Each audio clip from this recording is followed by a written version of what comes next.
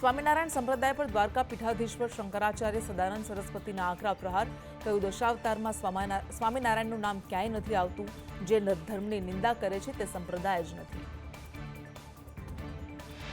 શંકરાચાર્યએ વધુમાં કહ્યું કે સનાતનના પરમાત્મા ભગવાન શ્રી કૃષ્ણ વજ્રનાભે ભગવાન દ્વારકાધીશનું મંદિર નિર્માણ કર્યું. આજે પણ ત્યાં 52 ગજની ધજા ચડાવવામાં આવે છે. શંકરાચાર્ય સદાનંદ સરસ્વતીએ સ્પષ્ટતા કરતા કહ્યું કે સ્વામિનારાયણની ગુરુ ભાવે ભક્તિ કરાય તે જ યોગ્ય. ભગવાન શ્રી કૃષ્ણ વિષ્ણુ ભગવાનના અવતાર છે. સાબરકાંઠાના વડાલીમાં ગૌ હત્યાથી હિન્દુ સંગઠનોમાં આક્રોશ. પોલીસની નબળી કામગીરીને લઈને હિન્દુ સંગઠનોએ વડાલી પોલીસ મથકે રામધૂન બોલાવી. નાદરીમાં ગાયની હત્યા બાદ મસ્તક ગુમ થયું હતું. દીવનો કિલ્લો જોવા માટે પર્યટકોએ ચાર્જ ચૂકવવો પડશે. ભારતીય પર્યટક કરતા વિદેશીઓ માટે બમણો ચાર્જ. 15 વર્ષથી ઉપરના માટે ₹100, વિદેશી પર્યટક પાસેથી ₹200 ચાર્જ લેવાશે. જીપીએસસી વર્ગ 1-2ની પરીક્ષાના પરિણામને લઈને ચેરમેન હસમુખ પટેલ સામે રોષ. પરીક્ષાના પરિણામમાં ગરબડની આશંકા. ઇન્ટરવ્યુમાં ઉમેદવારોના માર્ક્સને લઈને સવાલ. લેખિતમાં ઊંચા માર્ક્સ છતાં પણ ઇન્ટરવ્યુમાં ઓછા માર્ક્સ અપાયા. મેન્સમાં 410 માર્ક્સ લાવનાર ઉમેદવાર પણ ન થયા સિલેક્ટ. ઇન્ટરવ્યુના માર્ક્સને આધારે અધિકારી તરીકે પસંદગી. મેન્સમાં ઓછા માર્ક્સ લાવનારને ઇન્ટરવ્યુમાં ઊંચા ગુણ. જીપીએસસીના ચેરમેન હસમુખ પટેલ ઉમેદવારોના નિશાને. કાયદો વ્યવસ્થા. કોંગ્રેસ પ્રવક્તા કાયદા વ્યવસ્થાને લઈને તેમના હેમાંગ રાવલના ભાજપ પર આક્ષેપ. કહ્યું, વાઘોડિયાના ધારાસભ્ય સાથે આરોપીનો ફોટો. બળાત્કારનો આરોપી નોટ ઉડાવતો જોવા મળ્યો. આપમાંથી ગોપાલ ઇટાલિયા વિસાવદરથી પેટા ચૂંટણી લડશે. આમ આદમી પાર્ટીએ ચૂંટણીની જાહેરાત પહેલા ઉમેદવાર જાહેર કર્યા. હર્ષદ રીબડિયાએ હાઈકોર્ટમાંથી અરજી પરત ખેંચતા પેટા ચૂંટણીનો માર્ગ મોકળો બન્યો. ગોપાલ ઇટાલિયાની જાહેરાત બાદ ભૂપત ભયાણીના પ્રહાર. આપે ગોપાલ ઇટાલિયાનું નામ જાહેર કરતા આશ્ચર્ય થયું. આમ આદમી પાર્ટીનું હવે કોઈ વજૂદ નથી રહ્યું. વિસાવદર આપમાંથી ગોપાલ ઇટાલિયા ચૂંટણી લડવાના નિર્ણયને આપના જિલ્લા પ્રમુખે આવકાર્યો. રાજ બોરકતરિયાએ કહ્યું કે ગોપાલ ઇટાલિયાની જીત થશે.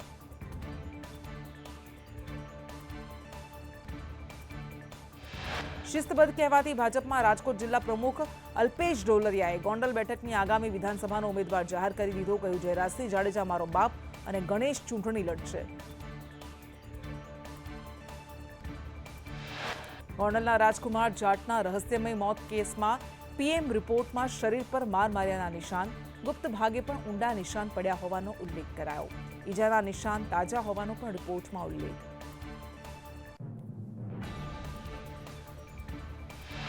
જયરાજસિંહના ઘર બહાર બોલાચાલી સમયના ઘર બહારના સીસીટીવી કેમ જાહેર ન કર્યા તે પણ મોટો સવાલ. પોલીસે પિતાના આક્ષેપ પર ફરિયાદ કેમ ન નોંધી તે સવાલ. યુવક માનસિક અસ્થિર હોય તેવું દેખાડવાનો પોલીસે પ્રયાસ કર્યો.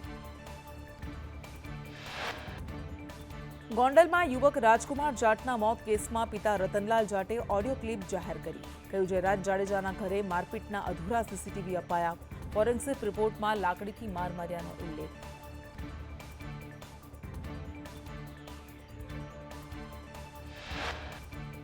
ગોંડલ કેસમાં ફોરેન્સિક રિપોર્ટ આવ્યા બાદ રતનલાલની ઓડિયો ક્લિપ. પિતાએ કહ્યું, મારા દીકરાને ગન પોઈન્ટ પર ઉઠાવી લેવાયો.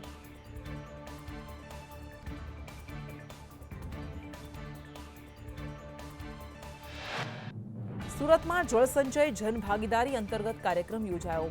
જળસંચયના 27,300 કરોડના કામોનું ખાતમુહૂર્ત કરાયું. કેન્દ્રીય મંત્રી CR પાટીલ, મુકેશ પટેલ હાજર રહ્યા.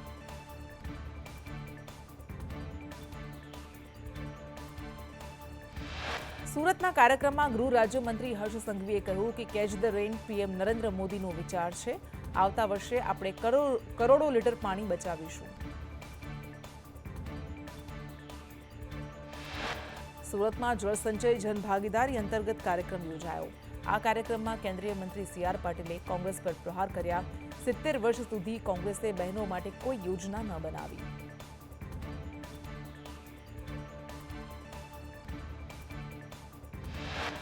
મહેસાણા મહાનગરપાલિકાનો ઓફિશિયલ લોગો લોન્ચ કરાયો. આરોગ્ય મંત્રી ઋષિકેશ પટેલના હસ્તે આ લોગો લોન્ચ કરવામાં આવ્યો. કુલ 254 સ્પર્ધકોએ લોગો હરીફાઈમાં ભાગ લીધો હતો. સ્પર્ધક રોહિત પટેલ અને વિરેન સથવારાને 21,000નું ઇનામ અપાયું. આરોગ્ય મંત્રી ઋષિકેશ પટેલે કહ્યું, હવે મહાનગરપાલિકાનું બજેટ 900 કરોડ કરતાં પણ વધારે છે. મહેસાણાનો વિકાસ ઝડપી બનશે.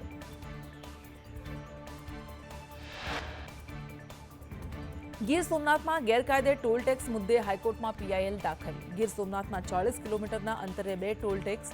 સામાજિક અગ્રણી ઇમ્તિયાઝ પઠાણે અરજી કરી. જાહેર હિતની અરજી પર 28 માર્ચે સુનાવણી થશે. જિલ્લા કલેક્ટર સહિત તંત્રને રજૂઆત કરવામાં આવી હતી. અરજદારે કહ્યું કે ટોલ બૂથનો NHAIની એપમાં ઉલ્લેખ નહીં. 2016થી શરૂ સોમનાથ ભાવનગરનું કામ હજુ પણ અધૂરું.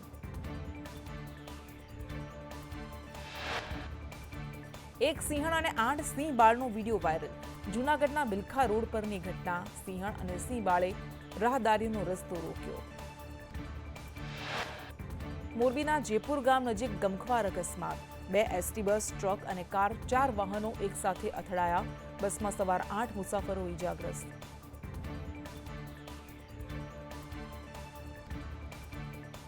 મહીસાગરના લુણાવાડામાં મહાકાળી માતાના ડુંગરના જંગલમાં આગ લાગી. ફોરેસ્ટ અને નગરપાલિકા દ્વારા આગ બુઝાવવાના પ્રયાસ.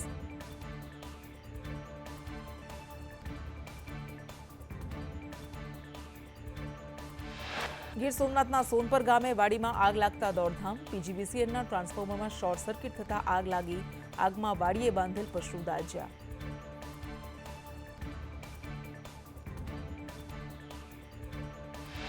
નડિયાદ મહેમદાવાદ રોડ પર પેપર મિલમાં આગ લાગી. આગને લઈને કરોડોના મુદ્દામાલનું નુકસાન. ફાયરની ટીમનો આગ પર કાબુ મેળવવાનો પ્રયાસ.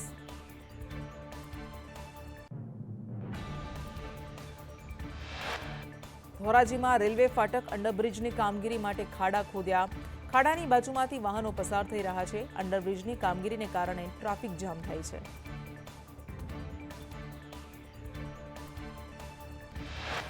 અરવલ્લીના ભિલોડાના જંગલમાં આગ લાગી. ગ્રામજનોએ વન વિભાગને જાણ કરી. મોડાસા પાલિકાનું ફાયર ફાઈટર ઘટના સ્થળે પહોંચ્યું. આગ લાગવાનું કારણ હજુ અકબંધ.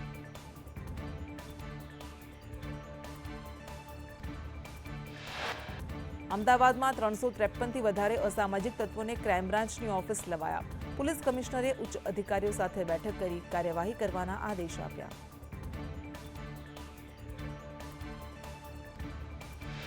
અમદાવાદ પોલીસ કમિશનર GS મલિકે કહ્યું કે અમદાવાદના 1481 અસામાજિક તત્વોની યાદી બનાવી ક્રાઇમ બ્રાન્ચમાં સ્ટ્રક્ચરલ બદલાવ લાવવામાં આવ્યો.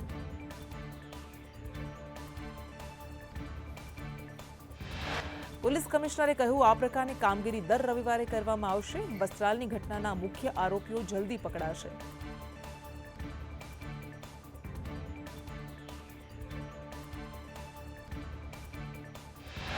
સાસણગીરના ધ ગીર પ્રાઇમ રિસોર્ટમાં ચાલતું જુગારધામ ઝડપાયું. 55 જુગારીઓ 28,54,000ની રોકડ સાથે ઝડપાયા. ગીર સોમનાથ LCBને મળી મોટી સફળતા.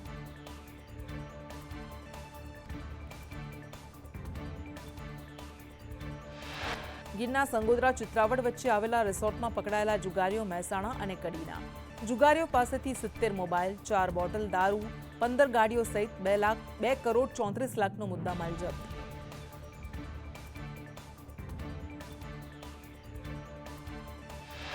મોરબીમાં યુવતીની છેડતી કરનાર આરોપી મેહુલ જીલરિયાનું રિકન્સ્ટ્રક્શન કરવામાં આવ્યું. પોલીસે વધુ તપાસ હાથ ધરી.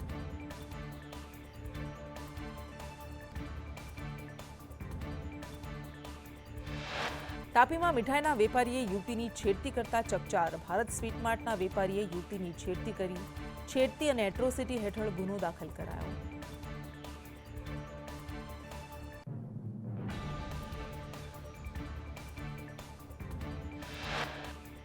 અંકલેશ્વરના કુખ્યાત આરોપી પ્રકાશ વસાવાને સુરતના દિનોદ ગામેથી તડીપાર કરવામાં આવ્યો.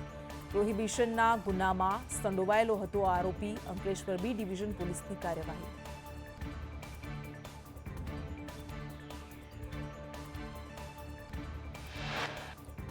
વિંછિયામાં એન્ટિક ચશ્મા માટે સગીરાનું અપહરણ. તાંત્રિક પાસેથી ચશ્મા લેવા સગીરાનું અપહરણ કરાયું.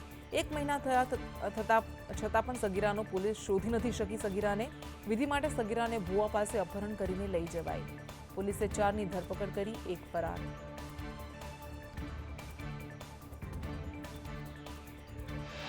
સાયલા ચોટીલા નેશનલ હાઈવે પર એસએમસીના દરોડા, હોટલની આડમાં ચાલતું કેમિકલ ચોરીનું કારસ્તાન ઝડપાયું, કુલ 74,68,000નો મુદ્દામાલ જપ્ત, એક આરોપી ઝડપાયો, 7ને વોન્ટેડ જાહેર કરાયા.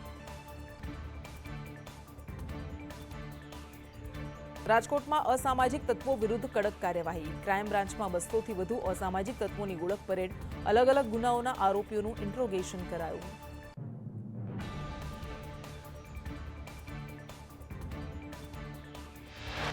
પાંચથી વધુ ગુના ધરાવતા આરોપીઓ સામે કાર્યવાહી, આરોપીઓને નશા સહિતના દૂષણથી દૂર રહેવા તાકીદ, આરોપીઓ સામે અટકાયતી પગલાં સહિતની કાર્યવાહી.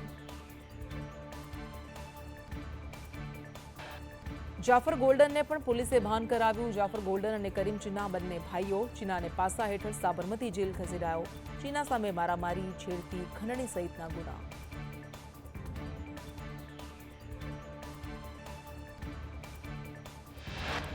પાલીતાણામાં નરાધમ સ્કૂલ વાન ચાલકે 13 વર્ષની વિદ્યાર્થીનીની છેડતી કરી, છત્રભુજ મોતીલાલ વિદ્યાલયની સ્કૂલ વાનના ચાલકની કરતૂતથી રોષ ભભૂક્યો, બાળકીએ માતા પિતાને વાત કરતા ભાંડો ફૂટ્યો.